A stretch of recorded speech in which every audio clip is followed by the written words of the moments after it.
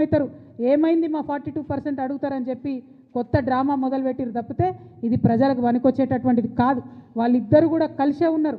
ఇవాళ BRS party ఎక్కడ అడిగిందో ఒక్కసారి ప్రజలు గుర్తు చేసుకోవాలి. బీసీలకు 42% రిజర్వేషన్ ఇవ్వకుండా ఎట్లా మున్సిపల్ ఎలక్షన్లకు పోతారని బీఆర్ఎస్ పార్టీ ఉద్యమాలు చేస్తున్నదా ఇవాళ బీసీ బిడ్డలు గమనించాలి. కాంగ్రెస్ పార్టీ ఆలోచన చేస్తున్నదా ఇవాళ బీసీ బిడ్డలు గమనించాలి. మరి ఖచ్చితంగా 42% ఇవ్వకుండా మున్సిపల్ ఎన్నికలకు వెళ్ళడం అంటే బీసీలను మోసం చేయడమే అని జాగృతి భావిస్తూ ఉన్నది. మరి సత్యనారాయణ గారి స్ఫూర్తితోని మేము మరొకసారి డిమాండ్ చేస్తూ ఉన్నాం. ఏం తొందర లేదు, ఎన్నికలకు ఏం ఇబ్బంది లేదు. ఎప్పుడైతే పొలిటికల్ పవర్ అనేటటువంటిది బడుగు బలహీన వర్గాలకు వస్తుందో 85% పైచిలుకున్నారని చెప్పి రాహుల్ గాంధీ గారు చెప్తున్నటువంటి ఆ సమాజానికి వస్తుందో అప్పుడే తెలంగాణ బాగుపడుతుంది. కాబట్టి 42% రిజర్వేషన్ ఇవ్వాలి అని ఇప్పటికీ కూడా నేను ప్రభుత్వాన్ని డిమాండ్ చేస్తున్నా. ఆలస్యం కాలేదు, ఆ దిశగా ఆలోచన చేయాలి. ఒకవేళ ఇవ్వకుండా ప్రభుత్వం ముందుకు పోతే మాకు చాలామంది ఫోన్లు చేస్తున్నారు, జాగృతిగా మీరు మద్దతు ఇవ్వండి అని. మేము ఇంకా ఫుల్ ఫ్లెజ్డ్ పొలిటికల్ పార్టీ కాలేదు, ఎన్నికల్లో పోటీ చేసే పరిస్థితి లేదు. కాకపోతే ఎవరు ఎక్కడ నిలబడ్డా బీసీ ఎస్సీ ఎస్టీ మైనారిటీ ముఖ్యంగా మా ఆడబిడ్డలు మా యువ మిత్రులు ఎక్కడ నిలబడ్డా వారు మా మద్దతు కోరితే తప్పకుండా జాగృతి తరఫున మద్దతు ఇస్తామని నేను ఈ సందర్భంగా తెలియజేస్తూ ఉన్నాను. రాష్ట్ర వ్యాప్తంగా అనేక మున్సిపాలిటీస్ నుంచి మాకు ఫోన్స్ వస్తున్నాయి. వారందరికీ ఒకటే మాట చెప్తున్నాం, జనరల్ సీట్ ఉన్నా సరే వెయ్యండి. ఎందుకంటే నేను యువతకి ఇవాళ పిలిపిస్తూ ఉన్నా, మహిళలకు ఇవాళ పిలిపిస్తూ ఉన్నా. మనం రాజకీయాల్లో ఎమ్మెల్యేలుగా ఎదగాలి, ఎంపీలుగా ఎదగాలంటే గ్రామ స్థాయిలో అవకాశం ఉన్న కాడ మొదలు పెట్టండి, మీకు ఎక్స్పీరియన్స్ వస్తుంది. గెలుపు ఓటమి ఇంపార్టెంట్ కాదు, ఎలక్షన్ ప్రాసెస్ ఎట్లా ఉంటుంది, ఎలక్షనీరింగ్ ఎట్లా ఉంటుంది, ప్రజల దగ్గరికి పోయి ఓటు అడిగేటటువంటి విధానం ఎట్లా ఉంటుంది, ఇది మీకు ఒక ట్రైనింగ్ గ్రౌండ్గా ఒక ప్రిపరేటరీ గ్రౌండ్గా పనికొస్తుంది. కాబట్టి మున్సిపల్ ఎన్నికలు సంపూర్ణంగా మీరు వాడుకోవాలని చెప్పి తెలంగాణ యువతకు, తెలంగాణ మహిళలకు, తెలంగాణ బీసీ బిడ్డలకు నేను పిలుపునిస్తూ ఉన్నాను. మాకు ఎక్కడ వీలైతే అక్కడ మమ్మల్ని ఎవరు అప్రోచ్ అయితే వాళ్లకు మేము మద్దతు ఇస్తాం. అవసరమైన చోట మా కార్యకర్తలు పోతారు, నేను పోతాం, అందరం పోయి ప్రచారం కూడా చేసి మరి యువ మిత్రులను, కరప్షన్ లేనటువంటి వాళ్ళను, కొత్తగా రాజకీయాల్లోకి రావాలనుకునే వాళ్ళను తప్పకుండా ఆహ్వానిస్తామని కూడా ఈ సందర్భంగా నేను తెలియజేస్తూ ఉన్నాను. అదే కాకుండా మీ అందరికీ తెలుసు, మరి ఇందాక నేను చెప్పినట్టు ఏదైతే బీసీల విషయంలో బీఆర్ఎస్ కాంగ్రెస్ కలిసి మభ్యపెడతా ఉన్నారో, నిన్న మొన్న నవ్వొచ్చింది నాకు. కేటీఆర్ గారు పోయి సికింద్రాబాద్ జిల్లా చేయాలని ఉద్యమం చేస్తున్నారు. 10 ఏళ్లలో సికింద్రాబాద్ జిల్లా చేయమని అడిగినటువంటి వాళ్ళందరినీ కూడా అణచివేసి జైళ్లలో వేసి విస్మరించి ఇవాళ మళ్ళా కొత్తగా పోయి సికింద్రాబాద్ జిల్లా చేయాలని కేటీఆర్ గారు మాట్లాడుతూ ఉన్నారు. నేను ఒకటే చెప్తా ఉన్నాను, రేవంత్ రెడ్డి గారు జిల్లాలు పునర్వ్యవస్థీకరణ చేస్తామని చెప్పి మాట్లాడుతున్నారు. కానీ మనందరికీ తెలుసు, జనగణన చేస్తున్నటువంటి కేంద్ర ప్రభుత్వం జిల్లాల పునర్విభజన పైన పాబంది పెట్టింది 2027 వరకు. అయినా సరే రేవంత్ రెడ్డి గారు నేను పునర్విభజన అని మాట్లాడుతున్నారు. అది ఇప్పట్లో కాదు. కానీ జాగృతిగా మేము డిమాండ్ చేస్తూ ఉన్నాం, జిల్లాల పునర్విభజన ఎప్పుడు జరిగినా సికింద్రాబాద్ని ప్రత్యేక జిల్లాగా ఏర్పాటు చేయాలని చెప్పి మేము డిమాండ్ చేస్తూ ఉన్నాం. అట్లానే హుజూరాబాద్లో వరంగల్ దగ్గర ఒక డిమాండ్ ఉంది. పివి నరసింహారావు గారు ఒక్కరే ఒక్కరు మన తెలంగాణ నుంచి ఎదిగి ప్రధానమంత్రిగా పోయినరు, వారి పేరు పెట్టాలనే డిమాండ్ ఉంది. ఏదో ఒక జిల్లాకు పివి నరసింహారావు గారి పేరు పెట్టాలని కూడా ఈ సందర్భంగా నేను డిమాండ్ చేస్తూ ఉన్నాను.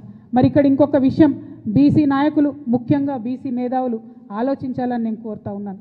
మనకు కాంగ్రెస్ ప్రభుత్వం మొన్న జరిగిన కులగణనలో తీరని అన్యాయం చేసింది.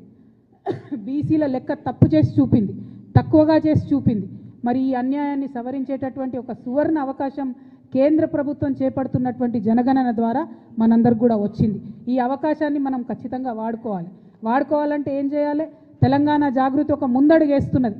మా ప్రయత్నం నచ్చితే బీసీ మేధావులు, నాయకులు, ప్రజలు కలిసి రావాలని నేను కోరుతా ఉన్నాను. కేంద్ర ప్రభుత్వం రేపు చేపట్టబోయేటటువంటి కులగణనలో ఏదైతే కులాల పట్టిక ఉంటుందో ఒక్కొక్క రాష్ట్రంలో ఒక్కొక్క పేరుతో పిలుస్తారు. ఇంకా ఏంటంటే బీసీల సంఖ్య చాలా ఎక్కువ ఉంటుంది. బీసీల ఒక్క కులంలో ఉదాహరణకు పద్మశాలి కులం ఉంటే అందులో చాలా ఉపకులాలు ఉంటాయి. కుట్ర ఎక్కడ జరుగుతుందంటే పద్మశాలీల సంఖ్య వేరే చూపిస్తారు, పద్మశాలీల ఉపకులాల సంఖ్య వేరే చూపిస్తారు. దానివల్ల బీసీల సంఖ్య, కులాల సంఖ్య తగ్గేటటువంటి ఆస్కారం ఉంటుంది. కాబట్టి ఒక అధ్యయనం చేపడుతుంది తెలంగాణ జాగృతి. త్వరలోనే ఒక రౌండ్ టేబుల్ కాన్ఫరెన్స్ కూడా పెట్టి అందరినీ కూడా మేము పిలుస్తాం. ఒక సమగ్రమైనటువంటి నివేదిక తయారు చేసి కేంద్ర ప్రభుత్వానికి కూడా మేము ఇస్తాం.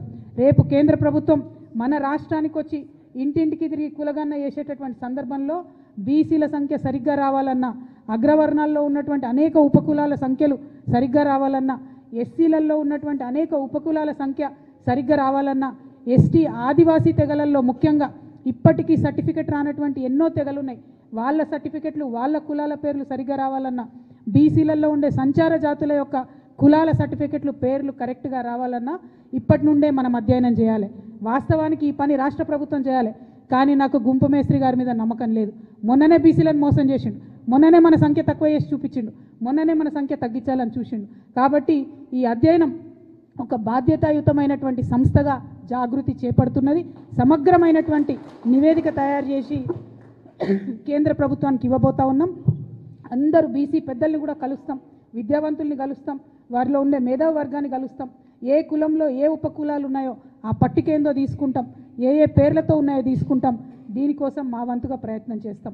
మరి ఇది ఇలా మేము చేస్తున్నామంటే ఇటువంటి పెద్ద మనుషులు ముచ్చర్ల సత్యనారాయణ గారు లాంటి వాళ్ళు వారి ఏజ్లో వారి సమయంలో 1962లో 69లో 1952లో ముల్కీ దగ్గర నుంచి మొదలు పెడితే, తొలి దశ తెలంగాణ ఉద్యమం దగ్గర నుంచి మొదలు పెడితే మలి దశ తెలంగాణ ఉద్యమంలో బీఆర్ఎస్ పార్టీతో కలిసి పనిచేసేంత వరకు కూడా జీవిత పర్యంతం కూడా తను తెలంగాణ మంచి కోసం కష్టపడ్డాడు, తెలంగాణ బహుజనుల కోసం కష్టపడ్డాడు, తెలంగాణ బడుగు వర్గాల కోసం మాట్లాడిండు. కాబట్టి వారి స్ఫూర్తిని తీసుకొని ముందుకు వెళ్తాం, వారి స్ఫూర్తిని తీసుకొని జాగృతి ప్రయత్నం చేస్తుందనే విషయాన్ని ప్రజలందరికీ కూడా తెలియజేస్తూ, మరి ఇవాళ వీరితో మొదలుపెట్టినాం. ఇంకా ఎవరైతే మన తెలంగాణ మూమెంట్లో అన్సంగ్ హీరోస్ ఉంటారో వాళ్ళందరి జీవితాలను కూడా వారి చరిత్రలను కూడా నిక్షిప్తం చేసే ప్రయత్నం చేస్తామని తెలియజేస్తూ మీ అందరి దగ్గర కూడా నేను సెలవు తీసుకుంటా ఉన్నాను. Thank you. జై తెలంగాణ, జై జాగృతి. కొనసాగిస్తాం అమరవీరుల ఆశయాలను, కొనసాగిస్తాం అమరవీరుల ఆశయాలను, కొనసాగిస్తాం ముచ్చర్ల సత్యనారాయణ గారి ఆశయాలను, కొనసాగిస్తాం ప్రొఫెసర్ జయశంకర్ గారి ఆశయాలను. జై తెలంగాణ, జై జాగృతి. Thank you.